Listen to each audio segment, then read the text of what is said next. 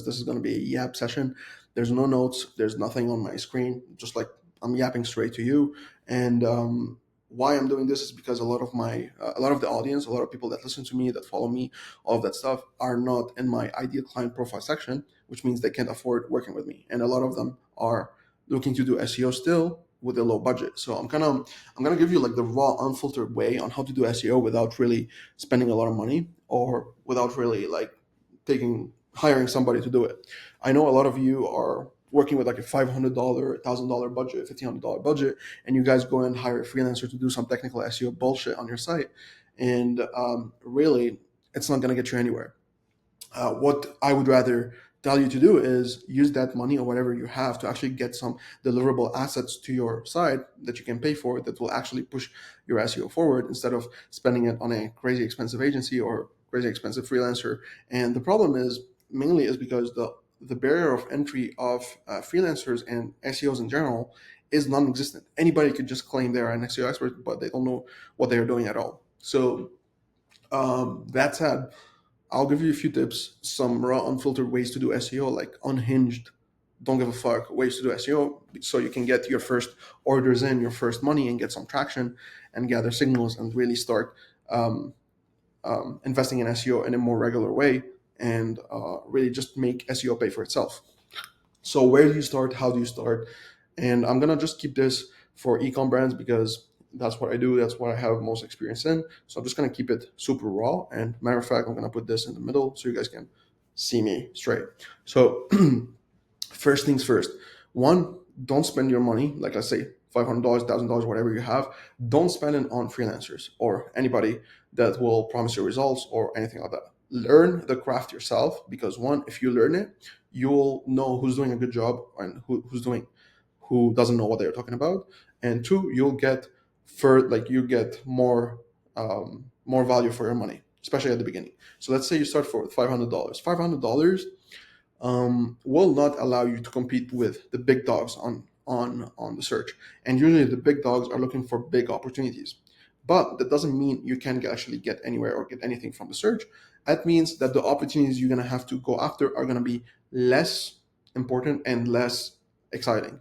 So the first few opportunities you want to go after are basically keywords that people are overlooking, or people are not investing in them, or there's a huge gap in the market, or Google is showing basically things that are unrelated to what people are searching for. So for example, let's say best bicycle lock right there, right? Best bicycle lock, if you look into who's ranking in the SERPs, you will see that, let me just make this smaller so I can show you.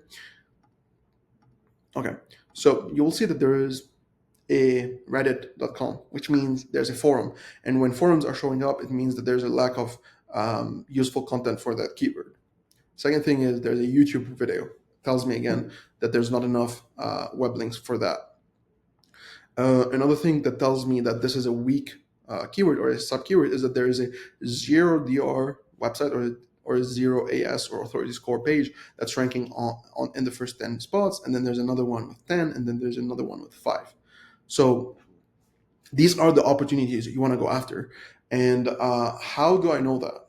One, I look for signals in the SERPs. So again, as we spoke, we can go for the big dog opportunities because we're not there yet. We need to work our way up. Why do we work our way up? Because what Google is looking for is signals, is validation signals from your pages. So if you want to build a page and rank it for a keyword, let's say it ranks for that keyword, you need to have good signals that Google can pick up on for that keyword, so that Google does the heavy lifting and then get you ranking for more keywords. So let me actually, I think I jumped the gun here a little bit, but let me explain to you a bit more what's happening here. So you have best bicycle lock, and then you have best bicycle cable lock, best bicycle chain lock, best bicycle locks for e-bikes. So these are just different variations of the same keyword, of the same intent, right? Just different ways of putting it. Now, what is happening here is you can see that not all keywords, even though they mean the same, not all of them have the same volume, like the people are searching for them, and not all of them have the same keyword difficulty, like the competition levels. So you have 2,500 people looking for it. Here you have 260 people looking for that keyword. So the opportunities for each keyword, or the potential of generating revenue from these keywords is vast, is completely different. And the big dogs, like for example, like me, if I have a client, I would aim to rank them for best bicycle lock because that's the highest rewarding keyword. But that doesn't mean that all of these keywords are to forget them. But in your situation, because you're starting with a fresh site, because you are basically a newbie, just like somebody that's trying to look for scraps to start with, you can start by optimizing for best bicycle chain lock, right? Because even though it has less people looking for it, it will have less generating money. You are competing for signals. Now, why do you want to compete for signals? You compete for signals because you want to prove to Google that you are trustworthy to rank for more stuff. And what I mean by trustworthy is you need to send positive signals to Google. So what happens? Let me explain to you what happens. Let's say I type best bicycle chain on lock on Google. I go and click on your page. I spend 10 minutes reading your blog or your collection or whatever. I click on the links on your on that page. I go to another section of your site, let's say collection or product page. I spend more time there, and then I check out and I buy something from you, and then I go out. That to Google is super important, because now you're showing that, one, you are providing useful information, and you are making people spend more time on your site, which are positive signals for Google. So now what ends up doing is it's rewarding you because you are doing that good of a job for best bicycle chain log, because you're giving the users a good journey on your site, and that basically gets translated into metrics like session duration, bounce rate, conversion rate, all of that stuff. If you have good metrics on your site, this will impact your organic rankings, because Google will be like, okay, these people are providing a good user experience for my clients, or for my users, for the referral traffic that I'm sending them. I'm gonna rank them for more keywords so that they can provide the same experience with other people. So yes, you are getting less volume. Yes, you are getting less orders, less conversion rate, all of that stuff. Yes, but at the same time, you are competing for the most important part of it, which is the signals. If you have positive signals, Google will start ranking the same page that you did for best bicycle locks for e-bikes, and it will rank it for best bicycle lock, best bicycle cable lock, and it will expand your reach. Now, for a way to bypass that wait time, because this is going to be a long time for Google to validate your signals. So you'll have to create the page, you have to optimize the page, then Google needs to crawl it, index it, send users to it, and validate it based on the signals. Like after, let's say, 1,000 visits, it will get an average of all these metrics that it collected on your site, and then it will decide if it needs to rank you or not, like rank you further or shrink you. So what does that tell us? One, that if you push traffic to the page, it's gonna snowball if you've done a good job on how to build a page. Now, I'm gonna make a different tutorial on how to actually build these pages, but the first thing you need to understand is that concept. So yes, you are competing for low signal, for low opportunities, small opportunities people are overlooking, but you're filling a gap and you are harvesting signals for you to expand your reach. Once you expand your reach and you are ranking for multiple keywords, now you're going to get the benefit of SEO. And usually it comes after 6-7 months. And really, it takes 6 months because you're just somebody that's doing SEO, like a newly built website or something like that. So I hope you understand the concept, why you go for small opportunities first, and you stack them up, and then you gear up to go after bigger keywords. So, another thing I want to go after now. Let's say you find your main so always start with the main keyword you want to rank for, and then find the substitutes or the lower opportunities or the sub opportunities that this main keyword gives you. It's much easier to start that way. Now, how do you actually see that you have a good keywords to go after, or have a good keyword you want to rank for? You have to weigh two things. You have to weigh the authority score, or basically what's ranking on the search. Basically, again, going back to the forums, Reddits, YouTube, all of that stuff, old content, new content, the DR of the websites or the pages that are ranking there, all are signals for you to know if that is a easy rank or not, easy keyword to rank for or not.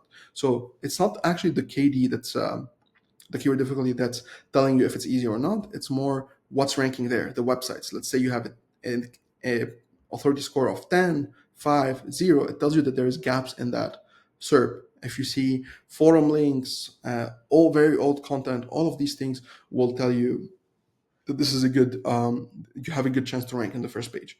Now, knowing that you're going to rank in the first page is not enough. You need to figure out what is the potential traffic you're going to get by ranking in the first page. Let's say you rank in the first page, but there's 50 people clicking on your site every month. It might not be much. It might not going to get you anywhere. But if you look at the search traffic and you see that there is 2,000 people clicking on this link, or 3,000, or 1,000, or 2,000, or 500 clicks, or 300 clicks, that is good validation for you to actually rank for that page, to actually build the page to rank for that keyword. Because there is, even if you rank number one, there's going to be a lot of traffic coming to you, and they're going to convert at some rate. Let's say they convert at 1%, 3%. That's enough for you to get your initial signals bootstrapped. So now I know this is conceptual and theoretical, but bear with me because right now I'm explaining to you the concept. There's going to be a lot more videos on how to actually implement this and how to actually put a list together on what keywords you want to go after, all of that stuff, and how to build the pages. It's yes, it's going to be a learning curve, but it's going to be worth it if you're in a niche that just works with SEO, like cigars or CBD or whatever, or even high ticket things like bathtubs, refrigerators, locks like safe locks or whatever. So I hope you understand.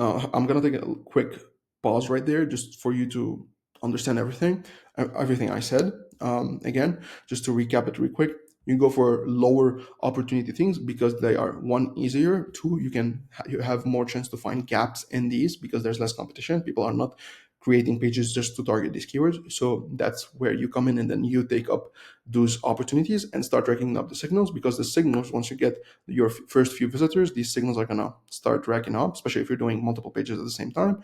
And then Google is going to attribute you as a publisher better metrics and better reach through positionings and rankings.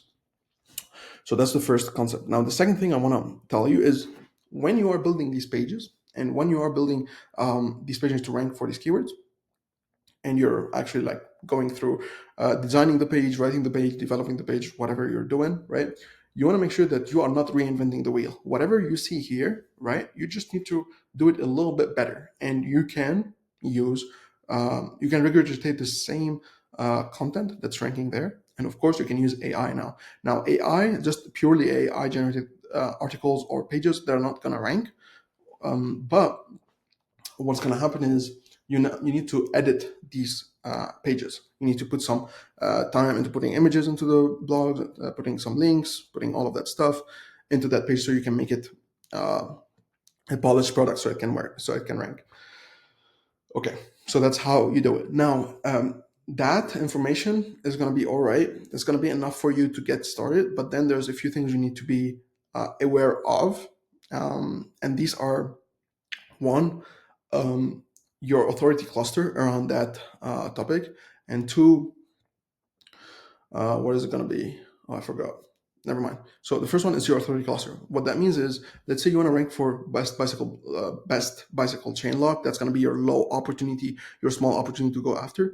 You might not even rank for it because, one, you don't have any authority built up around that content. So you might do 10 pages or 5 pages around best bicycle chain lock or best bicycle locks for e-bikes or whatever it is, and to create multiple pages around these low opportunity pages or low opportunity keywords, just for you to be able to rank that one of these pages for that keyword.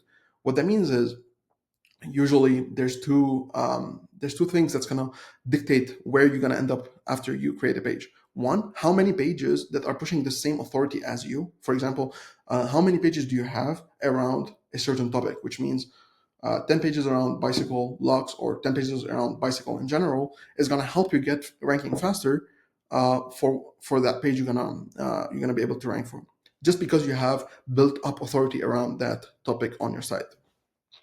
So don't expect to rank a page for a certain keyword if you only have one page around that certain topic of that keyword, if you know what I mean. So best way to do it is, okay, to figure out best bicycle chain lock, and then that's going to be your main conversion blog page. Like it's going to be a roundup or a listicle or whatever that's going to link back to your collection or product. Now make another blog that says best bicycle techniques. Like how do you actually bike? Like ways to do it. Right, that could be an idea. And then the more pages you have around a certain topic, that's gonna get you ranking faster.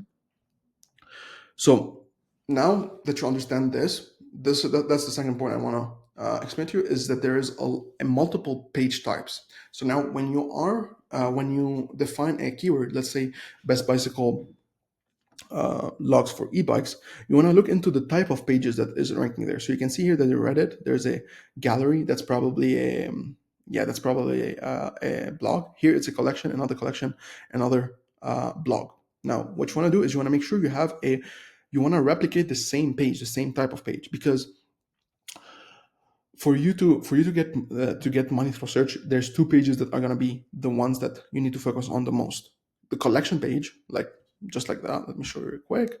Why am I saying this? Sorry, is because the collections usually get the most amount of transactional traffic. People are ready to buy. Now, this is not the only page that's going to get you. You see what this is why they are ranking, by the way, because they have a lot of content in the bottom of the collection page.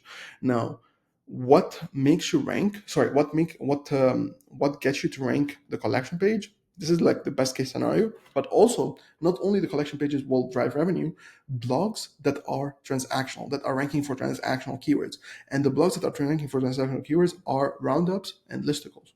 Basically best of, or top 10 or top 15 or top 20, or ideas or how-to guides, like how to ride a electric bike or whatever it is. And these blogs are basically the ones that are pushing the people down the funnel for you, right? Because now when you are writing a blog on like best e-bikes of 2025, you are giving yourself an opportunity to insert yourself as or position your product as a solution or as the top solution within that blog, and then people will click through that blog and go to your collection and check out. So going back here, make sure when you are creating the page, when you identify the keyword you want to go after, your low opportunity, see what type of pages are ranking there, and make sure you are optimizing the proper page on your site for that keyword. So now you understand the signals. Now you understand what type of page to build. Don't build a blog if the SERP is only collections, or don't build a collection if the SERP is only blogs. Just make a blog for you to be able to do that. And of course, focus on the transactional opportunities. Don't focus on what is a bicycle, right? This is never gonna get you money, right? What is a tire or whatever it is, like something that's super beginner friendly or beginner, like people that don't understand what bikes are. Don't go there. Just go through the middle funnel, people that are actively searching of options or solutions to their problems. And the second thing is people that are ready to buy right now through product and collections.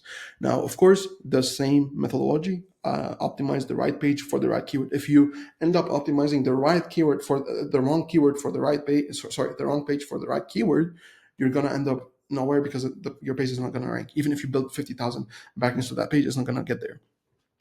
So these are the top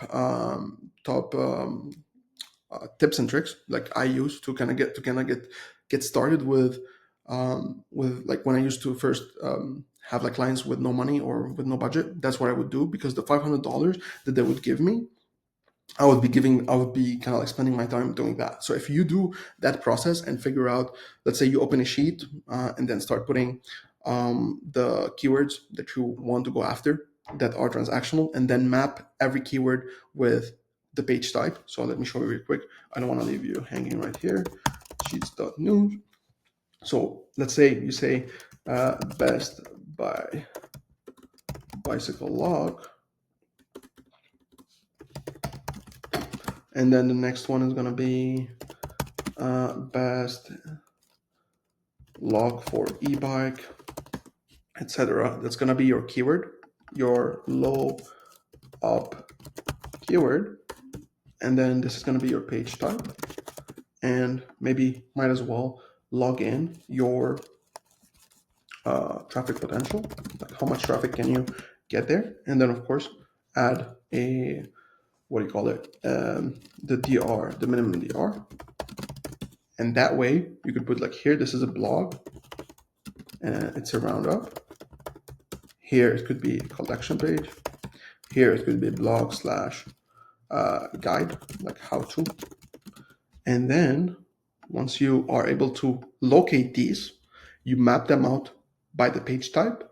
Then you map out the priority index or the signals from the market, like how much traffic could you possibly get there if you are on the first page, and what is the competition like. And let's say here's 10, 15, 20, right? And here you're getting 200 clicks, 200 clicks, 200 clicks. You can use these to tell you where to start from, but you can just do them like gunshot all of them and you're done. That's how I like to do it sometimes. But yeah, now what you want to do is you want to map out the URL. So the URL, make it literally just the URL of the page, make it like the same exact thing as the keyword. Let's say here, bikes for sale.com/blog/best bicycle blog. And you just use this same logic to do everything. Now, up until now, I walked you through how to actually find the low opportunity keywords, because everybody's like overlooking them, and then there's a gap. You do your SERP analysis, and then you map out what pages are ranking for these keywords. Then what you want to do is you want to that's optional if you want to extract the signals, the market signals, to tell you the volume or the competition levels and all of that, and then you just create that thing. Now, another tip I want to go over, and this is like really nice for you to know. Now, not like some industries do not require as many backlinks as you think they need. So, for example, bicycles. If you're selling a bicycle, I don't think you need 50,000 backlinks to rank. You just need a few, right? And that small budget of yours, if you know how to do all of this right here, you create the right pages for the right keywords, and you understand what makes a keyword valuable for you. If you understand that process, now all of the money that all of your budget can be allocated to backlinks. Now, again, when it comes to backlinks, not all industries are the same. If you are competing in the health and safety niche, you're going to need a lot of backlinks, because Google will require from you. Google will put more weight on the backlinks than the content. So on the bicycle side, right, or let's say electronics or something that's like low entry or low, like doesn't really matter in life, right? Like bicycles. If you create a website and you start posting these pages and creating these pages, you might start ranking without any backlinks, right? But backlinks are in that scenario accelerate the process as well, because that's kind of like Google sees it as other websites vouching for you and giving you a spotlight. So backlinks are super important, but they are more important in certain industries, like the health industry. Like, let's say you're selling a diet product, or a something like a supplement or something like that. You're gonna need more backlinks to get started in that niche than in the bicycles, or let's say you're selling a plushies or a T-shirt. You know what I mean? So, so bearing this in mind, use backlinks as something to accelerate your growth, but you need this infrastructure first for you to be able to get the backlinks you want. So when you have the backlinks you want, when you have these pages built out, and you are sure that the content is up to par, you have all the links ready, all the images optimized, all the titles optimized for the right keywords, all of that stuff. You can see like any tutorial on YouTube to show you that. You can start building backlinks to these pages. And of course, there's going to be another tutorial because it's way too long for me to explain it right now. But the backlinks, the budget that you're left with, you spend all of it on backlinks, because that's the only thing that's really worth you spending money on when you're starting, right? So with that knowledge right now, build your own sheet, build your own calendar, start creating these pages, start getting efficient at creating the pages on Shopify in the blog section, all of that stuff. Start by internal linking them together, and really like internally linking from the blog to the collection, from the collection to the products, to bestsellers in the description side, or the FAQ in the bottom of the page. And you'll start learning these things. But this is like the sauce. This is what really, like, this is how you need to think about it to get to that point where you actually know how to optimize these things. Now, if you do that and you start getting some orders and stuff, first you gotta send me money. No, I'm kidding. Once you get that done and you start like getting some some traction through it, you would want to go and start enhancing or like optimizing the things you're doing, either by refreshing the pages that you've already built, or by creating new pages, or by adding new backlinks. That's all it is. Okay, that's all it is. Now, if you understand the funnel, that people will go through the blog to the collections, then the collections to the products, and then they will check out. And you need a lot of blogs around your collections, because the blogs act as a support mechanism for the collections. Even if they don't rank, the collection will rank because it has supporting content to it. And then the product is where people are converting. If you optimize every single stage using this method or using this logic, you will start getting a lot of clicks and visitors, and then start getting like $1,000, $2,000, $3,000 per month in sales, and then you reinvest into it and you start growing the machine. But that's how you get started with it. You need to be scrappy. You need to invest you need to allocate your money extremely well. And in my opinion, if you learn this process and you know how to create the pages, you can just buy the backlinks. There's a ton of people online that sell backlinks. I don't sell backlinks because it's such a it's a headache. But yeah, just buy the backlinks, point them to the right pages. I'll have another tutorial to explain how backlinks work again. But yeah, I hope you guys enjoyed this. It was like a yap session. This was 26 minutes of pure value. I hope you guys enjoyed it. Leave some comments. If you need something, just DM me on LinkedIn or Instagram or whatever. And yeah, catch you later. Bye.